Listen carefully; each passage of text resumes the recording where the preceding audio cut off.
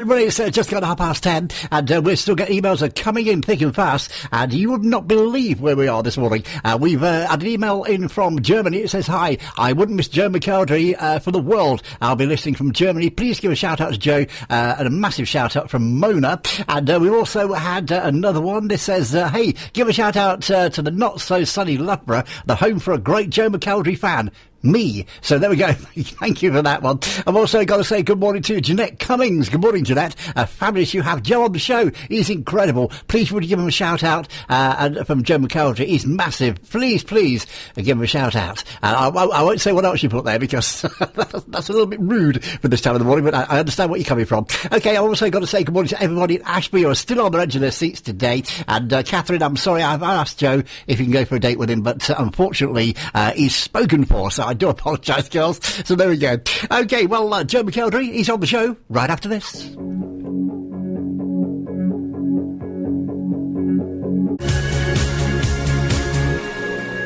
There it is. Joe McElderry, of course, and a great song. That's called Ambitions. 25 minutes now to 11, and the wait is over, girls and boys. Yes, it's over. Right, my special guest today is none other than Joe McElderry. Now, of course, X Factor winner, and a great song he sang too. And we're going to play that one in a little while from now. And basically, I caught up with Joe this weekend when he was in Skegness on date 17 of his 60-date tour, and I had a bit of a chat with him in his dressing room. We had a drink and a nibble, as you do. And basically, what can I say about him? I mean, I watched the show on Saturday, and to be honest with you, I always thought that Joe McElderry, although a very talented singer, I just could not believe the show. The show was absolutely amazing. Now, if you've not yet seen it, you need to go and get your tickets, because it's coming to somewhere near you, I promise you. There are 60 dates on this tour, and it's only up to number 17 at the moment, so it's quite a few to go. And the tour is called Set Your Soul Alive, and basically it does set you alive as well. No matter how old you are going to love this tour. Basically, he does everything. I mean, I didn't even know, for instance, that he could sing in Italian, and he can. Joe can actually sing in Italian and other languages too, and he proved that on the night, and I was absolutely gobsmacked. That's the only way I could describe it, because it was a fantastic night out. Not only were there all the usual ones, of course, I expected a night of ballads and love and things like that, but I was totally blown away. It wasn't like that at all. The first half was, a pretty mixed bag of everything, catering for everyone, and then, of course, in the second half it was party time, and it was party time. A fantastic show. And what really amazed me about it was the fact that I've never seen this done before, but basically for about 20 minutes in the second half, he asked for the house lights to go up in the theatre, and basically took requests from people in the audience, quite ad lib, nothing rehearsed at all, obviously never met these people before, and people was asking him to sing songs by all sorts of different people, and he just sang them. For about 20 minutes, this went on. Everybody just shouted at him, Shania Twain and all the rest of it. And he just sang the song. It was absolutely amazing. So you really do need to get yourself a ticket and go and see the tour. Okay, well, the thing is, I caught up with him in his dressing room just before the show. So, what can I say? Here we go. Hello, Joe. Hello, how are you? I'm not too bad, and yourself? I'm good, thank you. Yeah, I'm excited about tonight's show. So I'm a little bit nervous. Not as nervous as I am. But anyway, listen, Joe, we spoke about, about a month or so ago, and we had a bit of a chat. So here we are. Let's take you back to the beginning, first of all. I mean, X Factor winner, do you still watch the show? Yeah, I mean, I don't see it as much as I used to, because obviously I'm working a lot, but I still catch up on it, and I know what's going on. I kind of tend to know what's going on with everything, but I don't always get to see it. And what do you think about the last year's winner, Sam Bailey, local girl to us? She's great. I've seen her live, and I've actually met her a few times. Lovely girl, and very talented. I think she's number one this week. Brilliant. Yeah, so she's doing very well.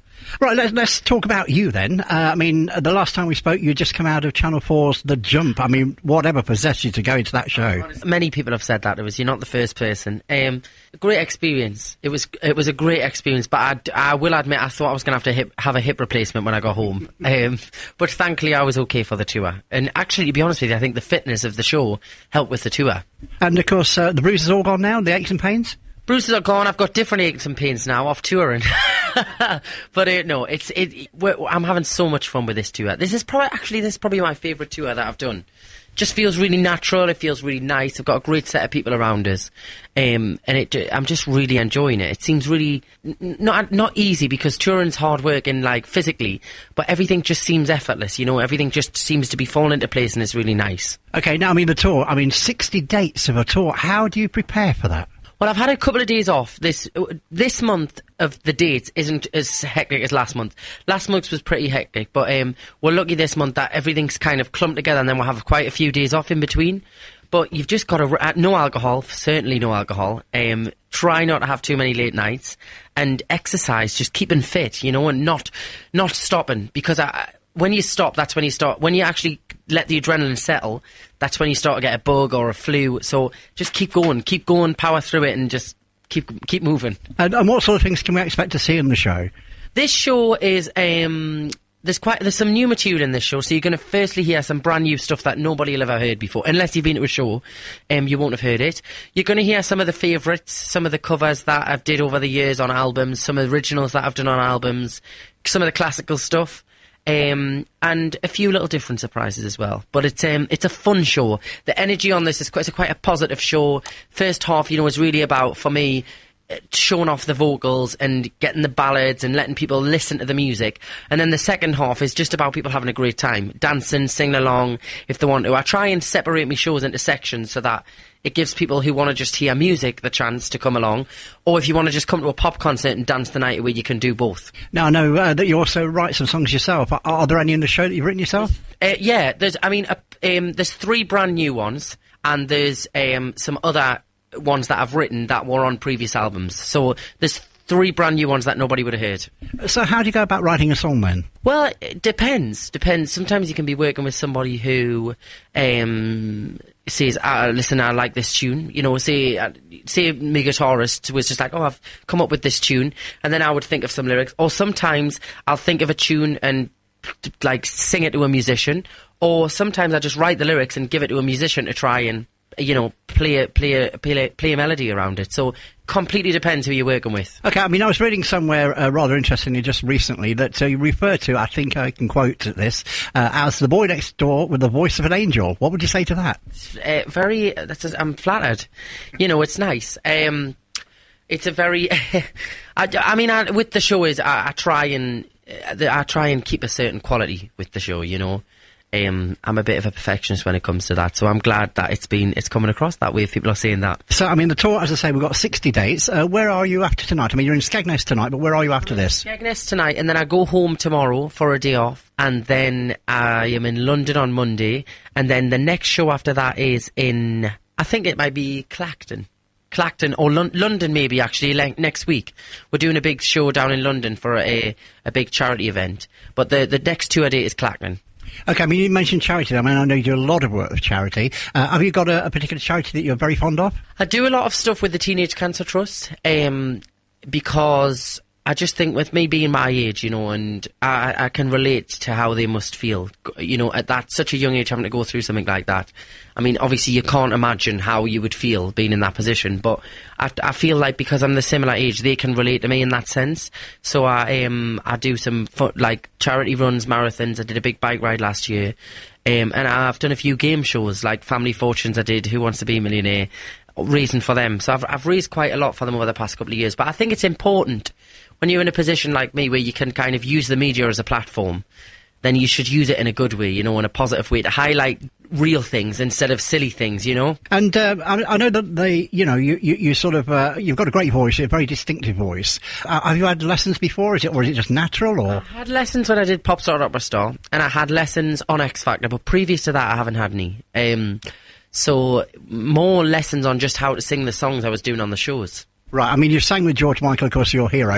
Is there anybody else you'd like to sing with? Oh, wow. I would have loved to have sang, or even not just sing, I probably would have loved to have just watched a Michael Jackson concert. I would have loved to have seen a concert of his, you know, because I respect him as an artist.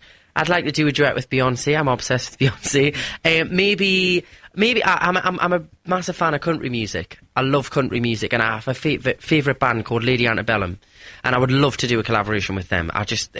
If anybody hasn't heard them, you should check their album out. They're incredible. Well, are you going back into the studio at any point after the tour? Yes, hopefully.